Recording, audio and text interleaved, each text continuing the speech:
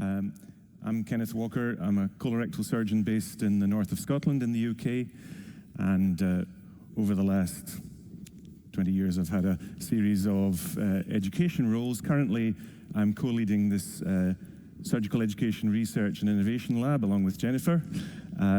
We've been called the Jen and Ken Show, and I also co-lead the Non-Technical Skills International Group for the college. As Jen said, in the UK, most surgical training programs will follow this top pathway here, postgraduate training programs, where the training is preceded by this 2 years of very general training we call core surgical training, very generic surgical training. And it was realized around 2014, 2015 onwards that this was actually the place, across the UK, this was the place where there were bad weather reports in surgical training. This was where there was the most dissatisfaction and actually dropout rate in surgical training. And this led to multi-college approach, but a report from the Royal College of Surgeons of England with proposals for improving surgical training to do what it says on the tin. And these were the main domains in which improvement was wanted. So more daytime training than out of hours, more professionalization of trainers, more use of simulation, extended surgical team, and of course there was a series of other more detailed recommendations like this one.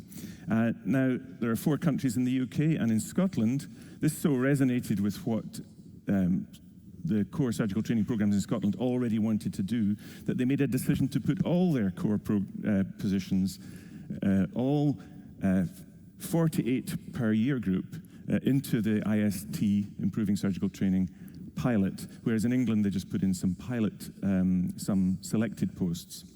And there were lots of conditions that the hospitals had to meet, but it was all of the posts that were put in. Lots of conditions about working pattern, rotas, service reconfiguration, and so on. Another thing that Scotland did that was distinctive was to fund and take seriously the recommendation for a simulation strategy. This became my job, and I could talk about this for a long time, but I won't. But I'll just give you an overview. You can see that in each year, year 1 and year 2, there is a series of courses along the top, an introductory boot camp, a human factors course, and consultation skills, this cadaveric operating course. You can see that it's not just technical, but non-technical skills.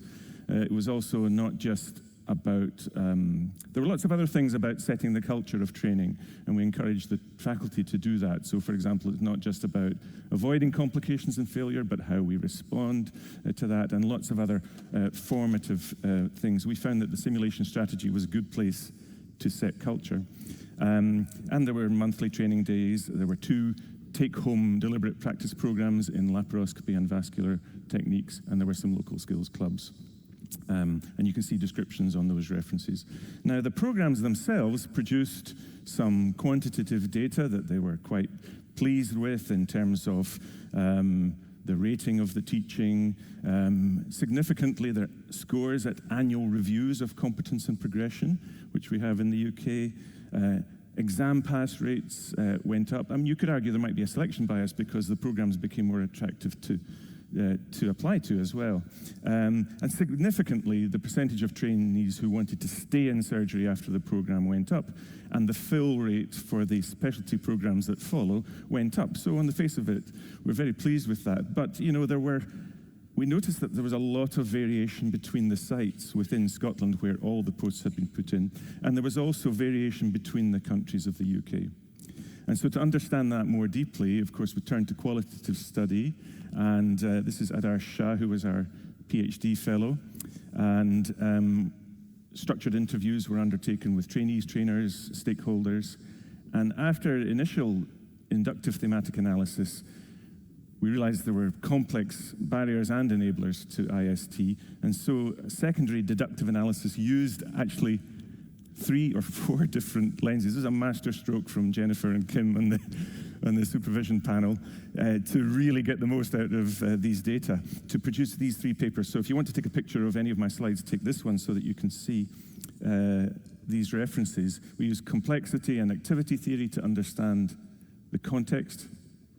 Johnson's cultural web model to understand organizational culture and how that affected the success or failure of the reform. And when we're looking at the implementation specifically of the simulation strategy, we use normalization process theory. So the first of those is context matters. So this is using the complexity theory and activity theory. I'm not going to try and explain that, but the interviews were with 17 stakeholders across both involved countries, and there were lots of themes came out from these interviews about the complex historical context, what's been done before, systems within systems, contradictions within that, destructive rather than generative change, you know, the kind of thing. We have a solution, we have to make everything fit around it, and the knock-on effects of those. You have to understand that in the UK, if you ask me who's in charge of surgical training, that's a very difficult question to answer. This is our attempt to draw a diagram. It's a very complex organizational and centralized organizational landscape, which I can't begin to try to explain to you in 2 minutes. But lots of helpful comments coming out about what made the difference where it did work in terms of the commitment, the leadership, champion and lead, the hearts and minds side of things. So that was the context. The bottom line is it's complicated. This is probably, I think, the more interesting of the 3 papers about, okay, so the context spoke about the difference between countries. This one spoke about the variation between hospital sites. What were the differences where it took off and where it didn't? And here there were a lot more participants, 46, all trainees and trainers in Scotland. And this is Johnson's Cultural Web talks about these domains, and we found important things in each of these domains, like rituals and routines. So, for example, in some hospitals, they were able to make the core trainee supernumerary to service, and they could go around to suit their training rather than to suit the service. That was a fantastic luxury. Stories. In some places, trainers spoke about how it's always been and it has to stay the same way. You know, I had to wait until I was a 50-year resident before I could do such and such. And in some places, they didn't do that. Symbols. For example, the trainees found it very powerful when a trainer contacted them ahead of the post to make the contact and the learning agreement ahead of the post. And it wasn't to do with the learning agreement being early. It was to do with a symbol. Power structures. Again, trainees very impressed when trainers leveraged the power of an IST reform to advocate for their trainees. And to do so, they had to use organizational structures. So there were some sites where management were ready to have specific training lists, or where they had these surgical nurse practitioners on some sites. They were a help to the rota and freed up the core trainees to have more training. On some sites, they competed for the training on the list. So that was a very recurrent theme.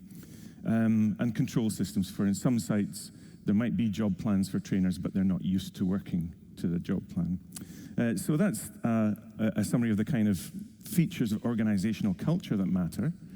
And the final one is just about the process of integrating the simulation strategy. The normalization process theory says to do something like this successfully, you need coherence, cognitive participation, collective action, and reflexive monitoring. And I won't go through all of these, but there was evidence in the data that each of these steps were being engaged with, particularly with trainer training, and for example, look at collective action. Many sites, but a single lead and Scottish Government funding, that kind of collective action theme made a difference. So I guess we enjoyed doing these studies, and I think in terms of take-home messages, I would say some of you may be familiar with this concept, the being captive on a carousel of change. So we'll think of a good idea for change, like Jen said, it might be a linear idea usually. We'll implement it, we'll discover that we hadn't understood the whole context and all the barriers and facilitators. We'll find that there are unintentional consequences we have to revert. A few years later, somebody who doesn't remember this and is in a new job as the lead will have the same idea again, and we'll go around on a similar idea. We end up captive on a carousel of change. And to break off that carousel, I think we need context, understand it just as best you can. Culture. Train your trainers to set the culture. Normalization, you need coherence, cognitive participation, collective action, and reflexive monitoring. And I would add a sort of personal tip from the experience where we've had a mixture of success and failure. I would recommend having a small leadership group who really understand, these posts we take on added to our clinical work, often on a voluntary basis. But that leadership group would need to understand how much hard work in terms of networking and emailing and pushing and engaging it's going to take for any reform. It's going to take more than we thought, but it's going to be worth it. So I hope that's helpful.